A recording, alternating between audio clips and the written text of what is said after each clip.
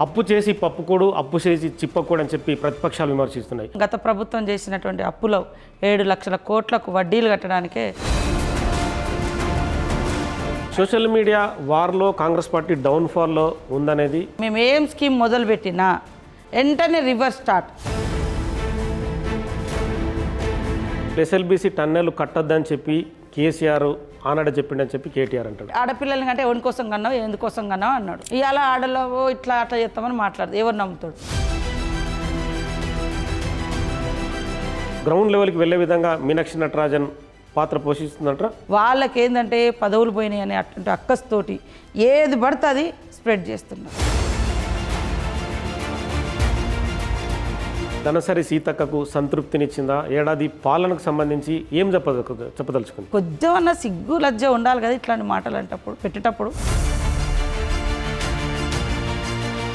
రేవంత్ సర్కార్ కావచ్చు, సీతక్క అంటే ఇంకా ముందుకెళ్ళడానికి ఒక 2-3 సలహాలు ఏమిస్తారు? ఈ అధికారి పని చేయట్లే, ఆ అధికారి పని చేయట్లే అంటున్నారు. అలాంటి వాళ్ళ మీద ఖచ్చితంగా చర్యలు తీసుకుంటారు. ఇన్ని చేసినా కూడా కాంగ్రెస్ పార్టీ గ్రౌండ్ లెవెల్లో తగినంత ఫీడ్బ్యాక్ను పొందలేకపోతుంది. దరిద్రం ఏంటంటే 80% బీఆర్ఎస్ నాయకులు అన్ని రైతు రుణమాఫీ అయింది.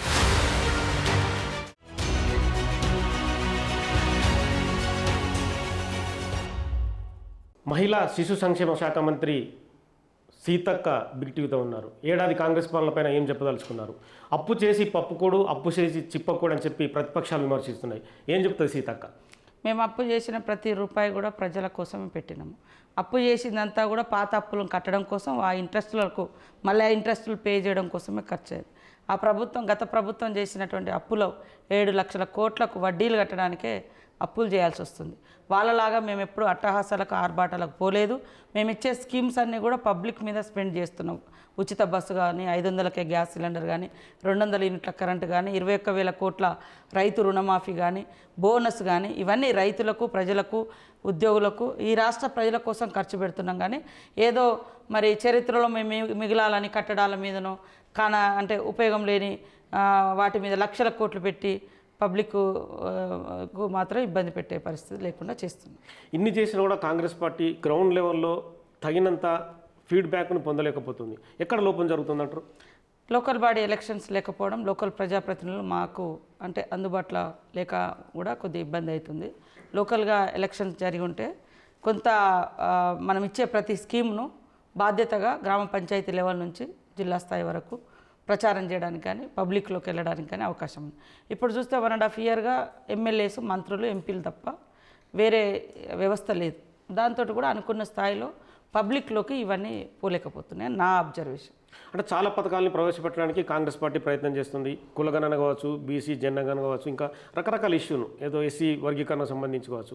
అయినా కూడా ప్రతి చోటు నుంచి ఏదో ఒక విమర్శ, అది కూడా కాంగ్రెస్ పార్టీ మీద రుద్దడం, కాంగ్రెస్ పార్టీ దానికి ఆన్సర్ చెప్పలేక సతమతమడం. వాస్తవానికి 30 సంవత్సరాల తర్వాత ఎస్సీ వర్గీకరణ జరిగింది, 30 సంవత్సరాల ఉద్యమం తర్వాత. అయినా కూడా వాళ్ళు వేరే ఎజెండాలు ఉన్నాయి కాబట్టి వాళ్ళకి నచ్చుతలేదు. వర్గీకరణ అయింది, అయినా కూడా వాళ్ళు కావాలని, ఎందుకంటే వాళ్ళ పర్సనల్ ఎజెండాలు ఇంకా రాజకీయ ఎజెండాలు వేరే ఉన్నాయి వాళ్ళవి. అదేవిధంగా కులగణన 90 సంవత్సరాల తర్వాత చేయడం జరిగింది. అలా తప్పులు అంటారు, ఏ తప్పు మాత్రం బయట పెడతలేరు. ఎందుకంటే బీఆర్ఎస్కు, బీజేపీకి మేము చేసినవి అన్నీ కూడా పబ్లిక్ రీచ్ అయ్యేటువంటి, వాళ్ళ ప్రజల యొక్క ఆకాంక్ష నెరవేర్చేటువంటి కార్యక్రమాలు. వాళ్ళకు నచ్చవు. మేము ఏం స్కీమ్ మొదలుపెట్టినా వెంటనే రివర్స్ స్టార్ట్. ఇక్కడో కొంతమందికి కాకపోవచ్చు, రుణమాఫీ కానోళ్ళు ఉంటారు, లేదా కొంతమంది గ్యాస్ సిలిండర్ అందని వాళ్ళు ఉంటారు, కొంతమందికి కరెంటు కనెక్షన్ రానటువంటి వాళ్ళు, ఏది 200 యూనిట్ అది ఉంటుంది. అక్కడ లోకల్గా కొంచెం సర్టిఫికెట్స్ కానో లేదా ఇంకా రకరకాలు ఏదో ఉంటాయి. వాటిని పట్టుకొని ఎక్స్పోజ్ చేస్తున్నారు. కానీ ఇంత బ్రాడ్గా, ఇంతగా గతంలో ఏ ప్రభుత్వం ఇవ్వలేదు, కేసీఆర్ ఇవ్వలేదు, మోడీ ఇవ్వడం లేదు. అయినా కూడా పదే విమర్శలు. వాళ్ళు ప్రత్యేకంగా కొన్ని యూట్యూబ్ ఛానల్స్ పెట్టుకొని లేని ఉన్నట్టుగా, ఉన్నాయి లేనట్టుగా. ఎంత దుర్మార్గం అంటే వాళ్ళ ప్రచారం, అబద్ధాల మీద అబద్ధాలు. ఇప్పుడు మీరు నా దగ్గర వచ్చి ఫోటో దిగిపోయారు, మీ మీద ఏదో చిన్న ఆరోపణ వచ్చింది, సీతక్కనే చేయించిందంటే పెడతారు. అందులో ఏమన్నా అర్థం ఉందా? అంటే అది ఎంత ఘోరం అంటే, మొన్న మేము మేడారం పోయినాం జాతర దగ్గర. ఆడ మినీ జాతర, పబ్లిక్ ఎక్కువ ఉండరు, ఆపాల్సిన అవసరమే లేదు. మీరు ఉన్నారని చెప్పి ఆపారని చెప్పి పెద్ద స్టోరీ. Just 10 minutes. నేను తర్వాత సిసి కెమెరాలు అక్కడ ఉన్నాయి. 10 minutes 10-17 నిమిషాల నుంచి 10-27 నిమిషాలల్లో 2 గద్దెలు సమ్మక్క సారలమ్మ గద్దెలు ఎక్కి దేవు తల్లులకు మొక్కులు చెల్లించుకొని ఆ గద్దెలకు చీరలు కట్టాలని మేము ఆ టైం తీసుకున్నాం. జస్ట్ అంతే.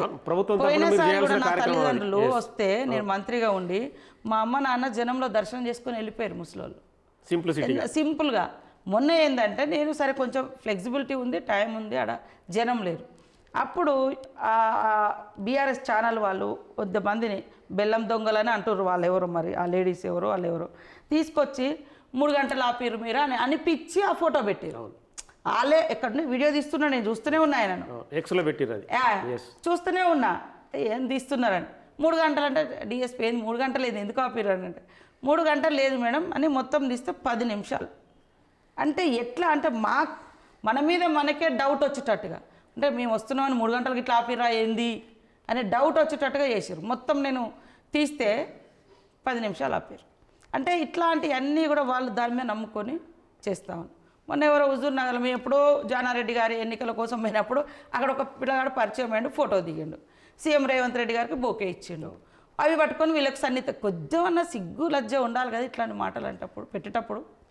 ఒక విషయాన్ని పదే అబద్ధాలను చేస్తే జనం నిజం అనుకుంటారు, కానీ నీకు నైతిక విలువ అనేది ఉండాలి కదా. నీకు పెట్టేటప్పుడు అనేటప్పుడు నైతిక విలువ అనేది ఒకటి ఉంటుంది. నేను ఇందాక ఇంటర్వ్యూలలో అనేక సార్లు చెప్తున్నా, మనం నిజంగా ఏంటిది అనేది కూడా మనల్ని మనం ఎనలైజ్ చేసుకోవాలి కదా.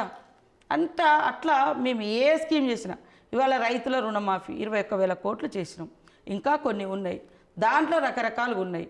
ఒకటి 2 లక్షల పైన ఉన్న వాళ్ళది కాకపోవచ్చు, లేదా రేషన్ కార్డు అనేది ఒకటి సమస్య ఉండొచ్చు, లేదా 2014 నుంచి 18 వరకు రెన్యువల్ కాక గత ప్రభుత్వం చెల్లించకపోవడం మూలంగా కూడా చాలామంది ఆగిన వాళ్ళు ఉన్నారు. ఇంకా కొంతమంది జెన్యూన్గా ఉన్నాయి, అవి కూడా గవర్నమెంట్ ఎప్పుడైనా ఒకసారి మళ్ళీ రివ్యూ చేసుకోవాల్సినటువంటి అవసరం ఉంది. అదేవిధంగా ఎట్లా ఏది ఇచ్చినా బోనస్ ఇస్తే ఇవాళ రైతులు చరిత్రలో ఎంత అంటే అద్భుతంగా లాస్ట్ మనం పంటలు పండించినాం, అయినా కన్నీళ్ళు పెడుతున్నారు, ఆత్మహత్యలు చేసుకుని. ఓకే, రకరకాల కారణాలు ఉండొచ్చు, రకరకాలు ఉండొచ్చు. బోనస్ ఇస్తున్నాం, రైతులకు రుణమాఫీ చేసినాం, మళ్ళీ రైతు భరోసా ఇస్తున్నాం. ఇవన్నీ చేసినాక వర్షాలు కూడా మంచిగానే పడ్డాయి. అయినా కూడా కాంగ్రెస్ ఇట్లా చేసింది అట్లా చేసింది అనడం, కన్నీళ్ళు గారుతున్నారు. వాళ్ళకి ఏంటంటే పదవులు పోయినాయి అని అటువంటి అక్కస్తోటి ఏది పడితే అది స్ప్రెడ్ చేస్తున్నారు. సోషల్ మీడియా వార్లో కాంగ్రెస్ పార్టీ డౌన్ఫాల్లో ఉందనేది వాస్తవం. సో మీ ప్రభుత్వం కూడా సంవత్సరాలు పూర్తి చేసింది, రకరకాల పథకాలను ప్రజలకు అందించడానికి ప్రయత్నాలు చేస్తుంది. కానీ ఎందుకు మళ్ళీ అప్ తీసుకురావడానికి ప్రయత్నం చేయకపోవడానికి ఎక్కడ లోపం ఉంటుందండి? బీఆర్ఎస్ బీజేపీ వాళ్ళేమో వాగుడు బిజీలు ఉన్నారు, అదే బిజీ వాళ్ళది. మేమేమో వర్క్ బిజీలు ఉన్నాం. ఊళ్ళల్లో ఈ స్కీమ్ ఓపెన్ చేయాలి, ఆ స్కీమ్ పెట్టాలి, ఈ వర్క్ ఓపెన్. మీరు చూడండి, వేల కోట్ల రూపాయల వర్కులు నడుస్తున్నాయి. రోడ్స్ కానీ, ఇన్ఫ్రాస్ట్రక్చర్ కానీ, మరి ఉద్యోగాలు కానీ, తర్వాత స్కీమ్స్ కానీ చాలా అద్భుతంగా నడుస్తున్నాయి. వాళ్ళు ఏంటంటే మొన్న ఎవరు నిన్న కేటీఆర్ అంటారు, 10 ఏళ్ళు స్వర్ణయుగం ఉండే, ఇప్పుడు అంతా గంద చేసి. స్వర్ణయుగం అయ్యా నీకుంది, నీ కుటుంబానికి ఉంది, ఎవరికి లేదు. స్వర్ణయుగం ఉంటే మరి ఎందుకు మారుద్దురు? స్వర్ణయుగం ఇస్తే ప్రజలు మార్చారు కదా. ప్రజలు మార్చుతున్నట్ట వాళ్ళు ఏదో చేసి తప్పు చేసినారంటారు. అది కూడా వీళ్ళ తప్పులు వీళ్ళు తెలుసుకుంటలేరు, తప్పులు చేసిరంటారు.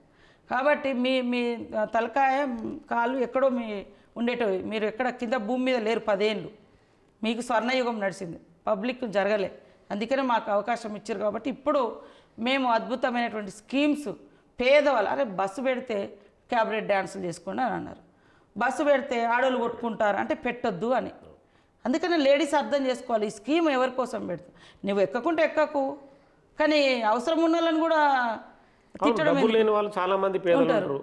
ఇప్పుడు మీ ఇంట్లోనే ఉంటారు, మీరు ఇక్కడన్నారు, ఆడవాళ్ళు ఇంట్లో ఉన్నారు, ఎవరో చనిపోయారు, అర్జెంటుగా పోవాలి, లేదా బిడ్డ స్కూల్ కాడ ఏదో అయింది ఏడుస్తుంది, వెళ్ళాలి, రూపాయి లేకుండా వెళ్ళగలుగుతుంది కదా.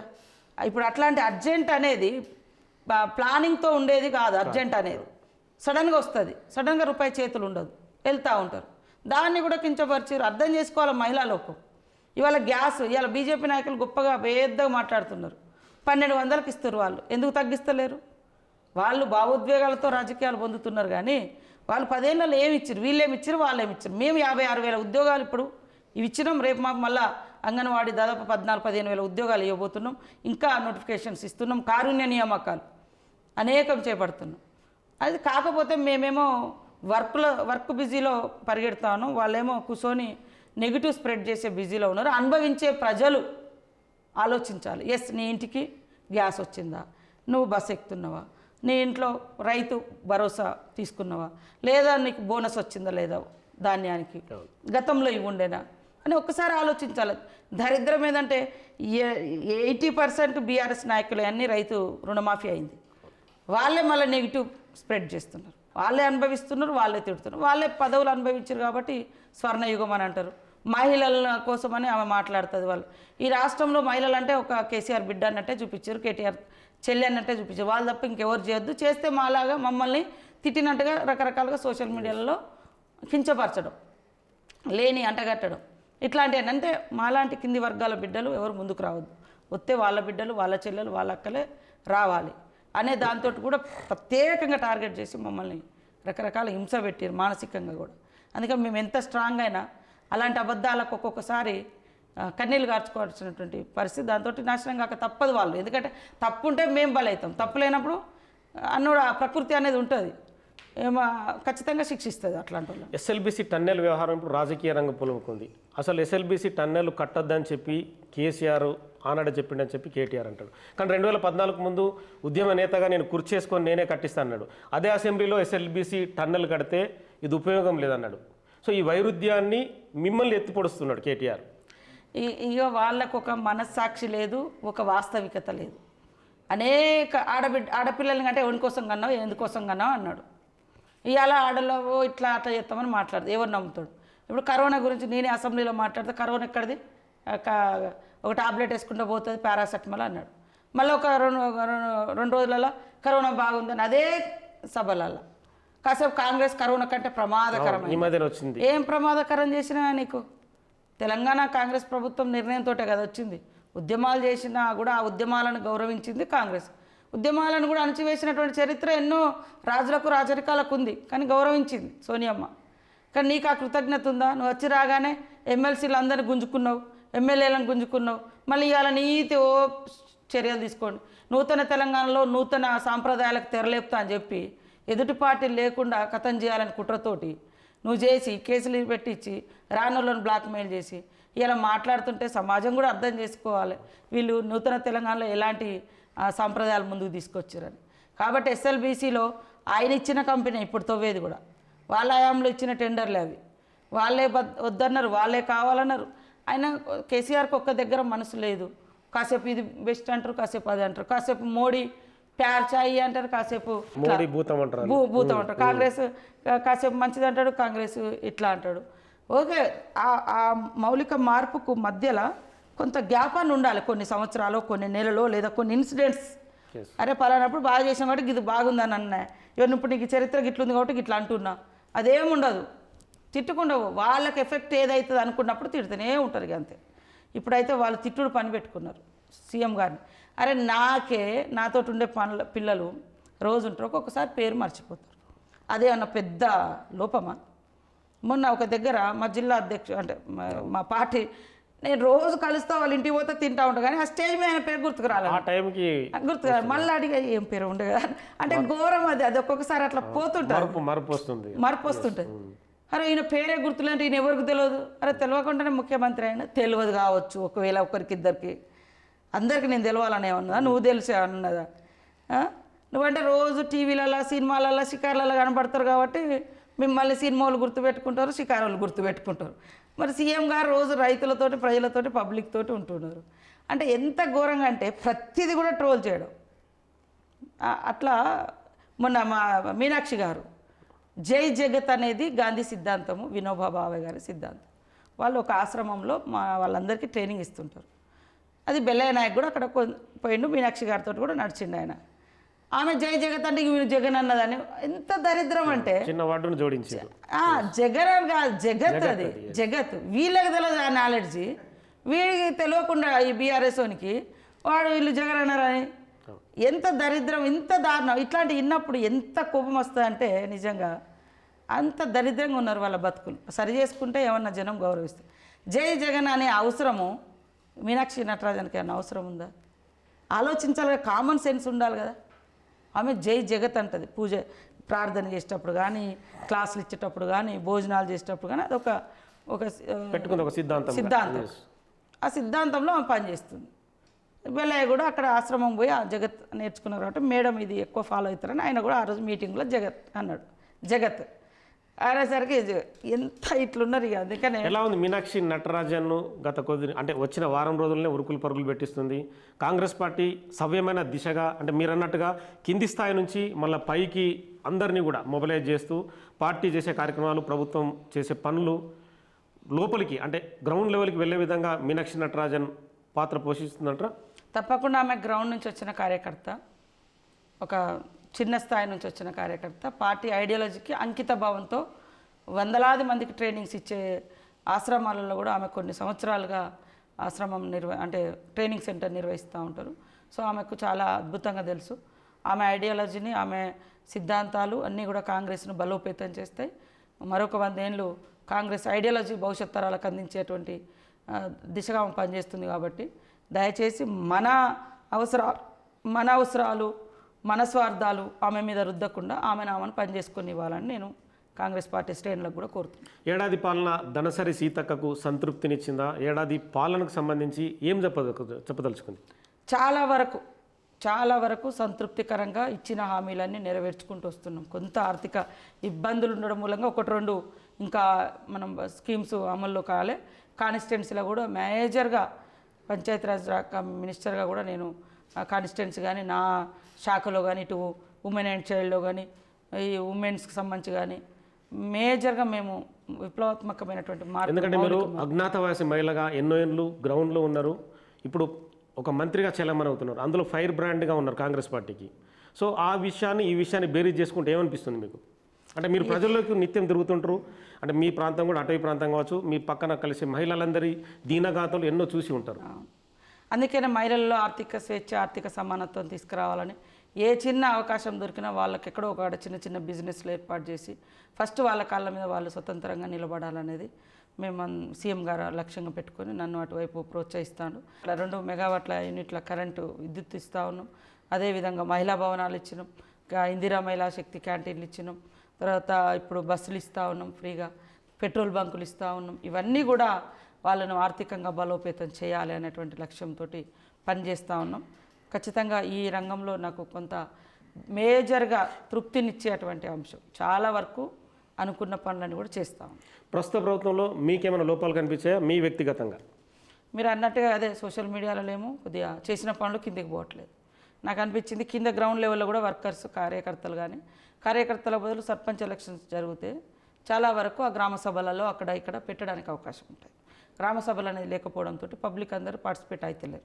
సో నాకైతే ఫస్ట్ ప్రయారిటీ గ్రామ సర్పంచ్ ఎన్నికలు చేసుకోవడం మూలంగా చాలా వరకు క్షేత్రస్థాయి నుంచి స్టేట్ వరకు కూడా కమ్యూనికేషన్ అనేది ఒక పరిపాలనా పద్ధతిలో నడుస్తుంది.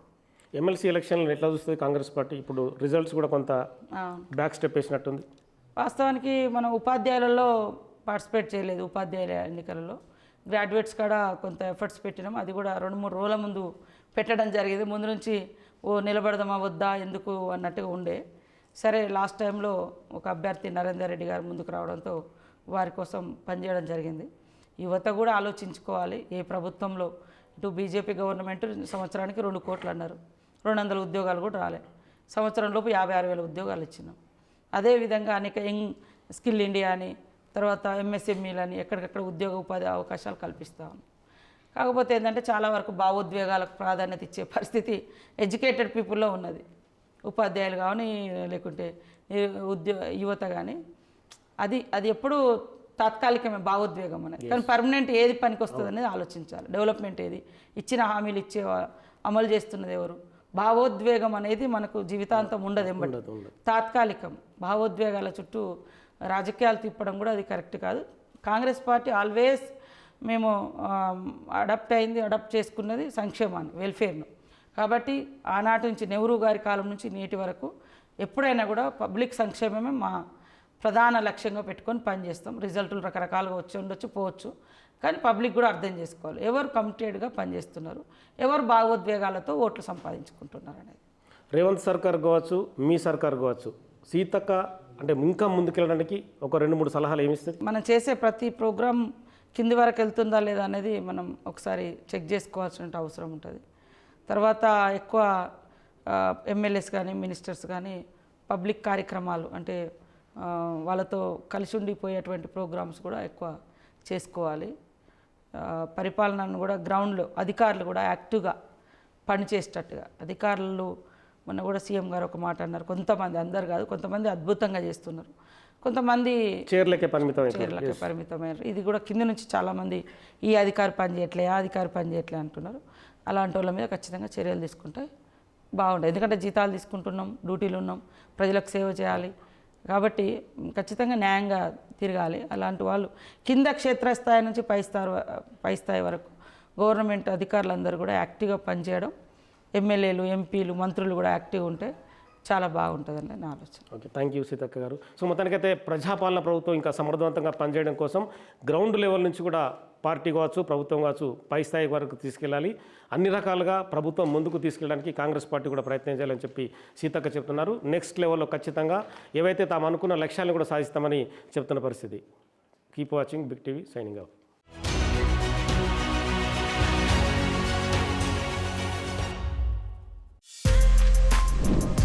For more videos like this, subscribe Big TV channel.